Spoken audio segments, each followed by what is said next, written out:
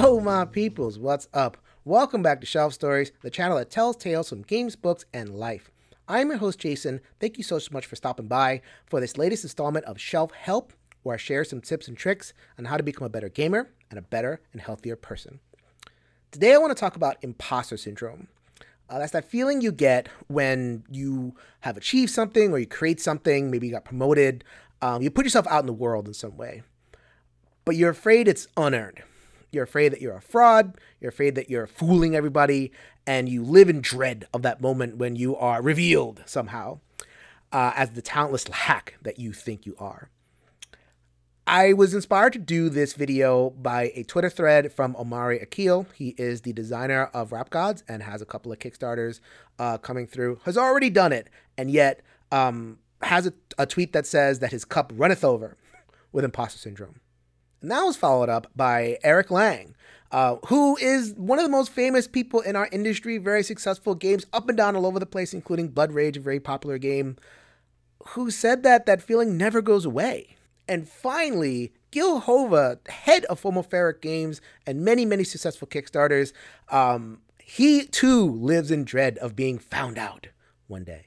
This makes no sense. These are successful people. The evidence is all in their favor that they have nothing to worry about.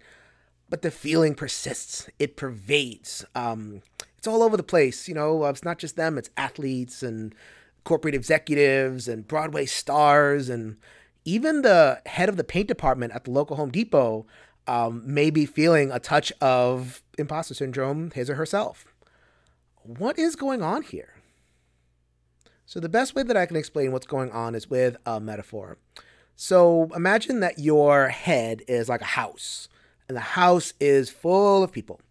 And there's all sorts of folks, right? There's family members, there's friends, there's, your own inner chatter, supportive voices, encouraging voices, inspiring ones. And they're all over the place. They're buzzing around. Maybe it's like a big dinner or something.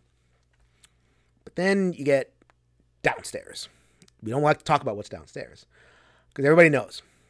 What's downstairs is a gremlin. And the gremlin is the oldest resident in the house. It is strong and loud, and when it wants to exert its will, it's going to come up the stairs, sit itself down to the head of the table, bark out orders, and everyone just shuts up and does what it says. So what does the gremlin want anyway? I can tell you what it doesn't care about. It does not care about your happiness. It does not care about your flourishing or your achievements or things that you want to do. None of that. The gremlin has one care, one desire, and one desire only. It wants your safety and your protection. So the gremlin is an allegory for what we like to call in psychotherapy our threat mind. That fight or flight instinct that takes over when our safety is threatened somehow. So when it comes to physical safety, yes, take over. When there's a bear in the woods and is barreling towards the house, or if a lightning bolt is, thunderstorms are in the sky and the lightning's about to crash against the house, we need one solitary voice that's big and loud and strong and gets everybody together and keeps us as safe as possible. The problem comes in when the gremlin has something to say about emotional threats. Emotional threats like rejection, ridicule, judgment from others. When we try to, put ourselves out there in some way, what we're afraid of. We're afraid of just being excluded from the group. We're afraid of getting demoted. We're afraid of losing status, losing the ability to be seen by others, which is so important to every human psyche, being seen. Just the idea that we're going to be seen as lower somehow by the people that we care about and the people in our community and our peer group is very frightening and gets the gremlin to just pop out of the basement just as much for some of us as, a lightning bolt about to crash into the house and wreck everything. So what does that have to do with imposter syndrome? Well, that is one of the protective strategies that the gremlin uses in order to ensure our safety and protection. I'll tell you how it works. So then creating is scary. Putting stuff out in the world for people's judgment is scary, and getting promoted and having responsibilities. All these things can trigger that little bit of anxiety and fear. So then the goblin starts to kick up. And one of the things that it can do is start to shoot out what ifs at you. What if people don't like it? What if I mess up? how high are the stakes? What if the stakes are a lot higher than I think, and I could really mess things up but not just for myself, but for other people? What if? So then that starts to bake a little bit.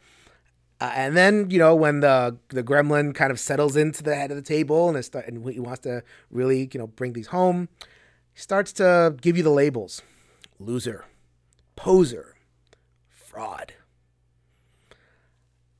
Once that happens, obviously that feels like an attack, but then the other thing that the gremlin will do is it won't just kind of attack you. It'll kind of convince you that it has the truth. The gremlin is very good at making us feel like it and it alone has the truth about us. These people are lying. All these people, they're backing. They have no idea what they're talking about. Only I, Mr. Gremlin, know the truth about you. And that truth is that you don't have anything to contribute to society, so you need to pipe down. Finally, the last step of this process is that you do back down. You don't you don't press send or launch, whatever it is on the Kickstarter page. You don't go for that raise or that promotion at your job. You don't put yourself out there.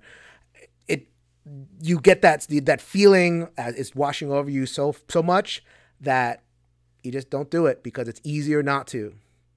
The gremlin has made it so hard for you to put yourself out there that it's just easier to give in and not do anything. For those of you who've watched Lord of the Rings, and I certainly hope there's a bunch of you out there, the gremlin is acting in this way like Wormtongue. Wormtongue, who was in Rohan convincing King Theoden to close the borders. Don't let anybody in. All these people are going to come in, and they're going to want you to open things up. And it's kind of the equivalent of like if all the other people in the house were like, okay, open the doors. Let's have a party in the yard. Let's, build big statues and make the house as beautiful as possible.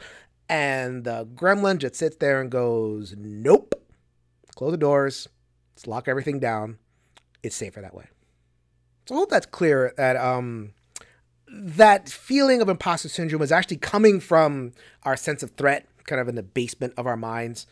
And it wants something from us. It wants that sense of safety and protection. It wants to kind of like put a blanket over our minds and our lives. Now that we know that, I think that there are a couple of what I call mental ninja moves that are possible in order to, get going in a better direction. The first one is just uncovering motivations. Now we know the motivation. We have this feeling that they're telling us this deep truth that no one else is going to tell us. But wait a minute. Is that the truth? I think you're trying to get something from me. Imagine, trusting somebody. Imagine, they're telling us the truth and, we're acting on their advice. We're, buying the things that they suggest to us, or we're going places that they suggest. But then you find out that there's an angle there. Maybe they're telling us where to invest our money, but meanwhile, the thing they're investing in, they own it. Or, and this is something that every game, consumer is worried about, it's a reviewer, and we listen to them, but then we find out that they're being paid cash money by a publisher to pump out their stuff. And they're not telling us the truth. They have an angle. Now we're on guard. And that little bit of doubt, that little bit of just questioning could give us a little bit of room to challenge that little gremlin and, see if they can kind of slide them off the head of the table and get some other voices in there. The second mental ninja move that I like to employ in this case is decatastrophize. What's the gremlin doing anyway? What's one of the things that really, gets it on its side? I mentioned the what ifs, right? And the what ifs are always of the worst things possible. You press send on the Kickstarter and no one buys it, or people just ridicule for it. Or you ask for the job and the person says no, or maybe even you're fired. Or, you tell the person what you really think and they never think of you the same again. It's almost like the gremlin is like playing a movie for you. I imagine the gremlin's at the head of the table. It's like putting up a PowerPoint. All right, everybody, pipe down. I will show you the truth. I will show you what you need to be afraid of. It's like a parent in that way. I don't know if you guys have that experience. I certainly do, of parents who kind of played the same trick on us in order to get us to behave a certain way, right?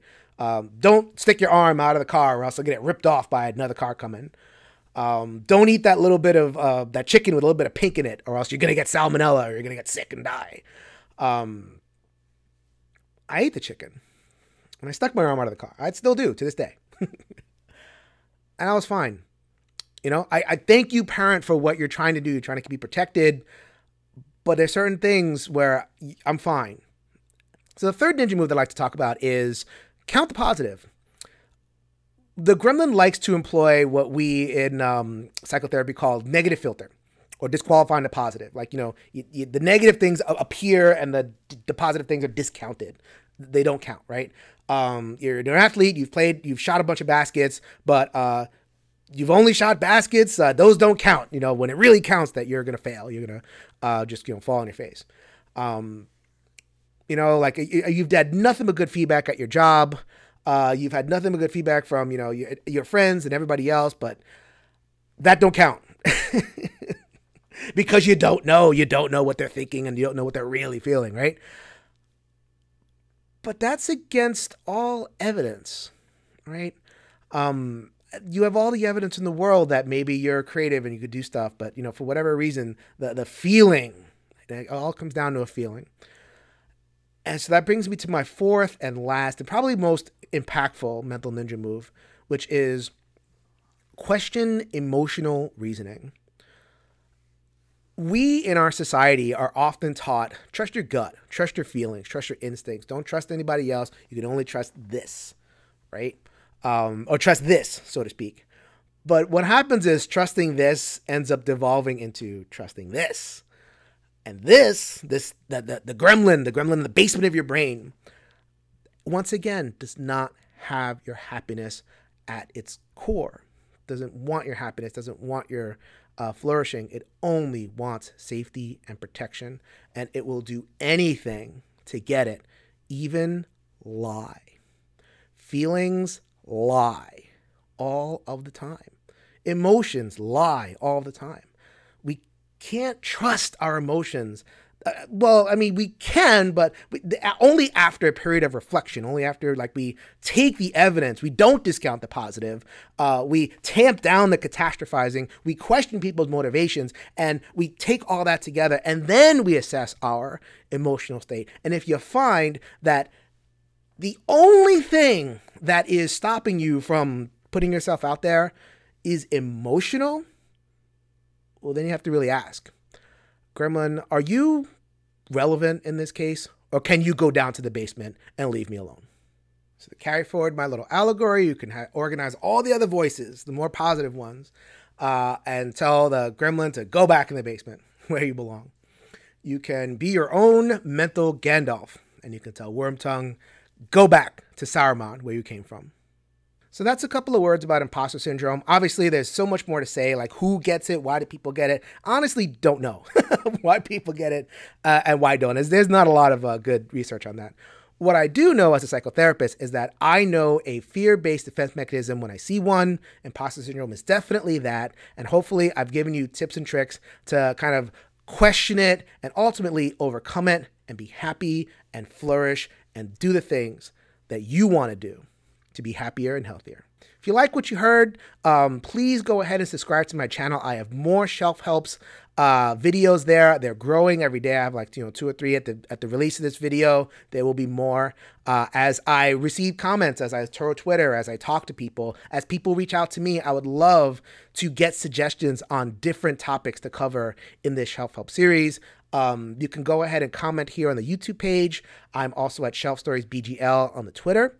You can join the Shelf Stories Facebook group. I'm very, very open. However you want to reach out to me, I would more than appreciate it. So I hope you enjoyed that shelf story. This is Jason reminding you, if you could change your mind, you can change the world. So until next time, later, everybody.